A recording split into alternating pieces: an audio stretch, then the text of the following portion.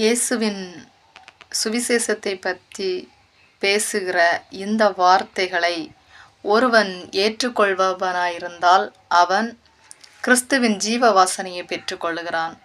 ஒருவன் இந்த சுவிசேஷத்தை புறக்கணித்தால் அவன் கெட்டு போகிறதற்கு ஏதுவான மரண வாசனையை பெற்றுக்கொள்கிறான். 2 கொரிந்தியர் 2வது அதிகாரத்திலே 16வது வசனம் சொல்லுகிறது, ரட்சிக்கப்படுகிறவர்களுக்கு இது ஜீவ வாசனையாக இருக்கிறது, கெட்டு போகிறவர்களுக்குள்ளே இந்த சுவிசேஷம் மரண வாசனையாக வெளிப்படுகிறது. ஆமேன்.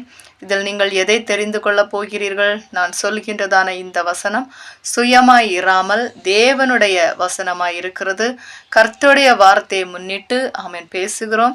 அவன் 17வது வசனத்திலே சொல்லப்பட்டது போல அநேகரை போல வசனங்களை தேவ வசனத்தை கலப்பாய் பேசாமல் துப்புரவாகவும் தேவனால் அருளப்பட்ட பிரகாரமாகவும் கிறிஸ்துவுக்குள் தேவ சன்னதியில் பேசுகிறேன் என்ற ஒரு நம்பிக்கை இருக்கிறது. ஆமன். இது தேவ வசனம், என்னுடைய வசனம் அல்ல. இந்த சுவிசேஷத்தை கர்த்தர் உனக்காக மரித்தார், அடக்கம் பண்ணப்பட்டார், உயிரோடு எழுந்தார்.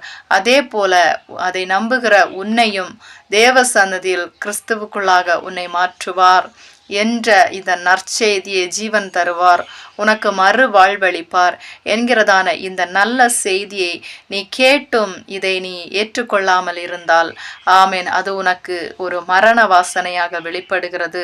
இந்த வார்த்தைகளை நீ கேட்டு அதை உன்னுடைய இருதயத்திலே ஏற்றுக்கொண்டால், அங்கீகரித்தால், நீ தொடப்பட்டால் உனக்குள்ளே ஜீவ வாசனையாக வெளிப்படுகிறது. ஆகையினால் நீ எதை தெரிந்து கொள்ளப் போகிறாய்?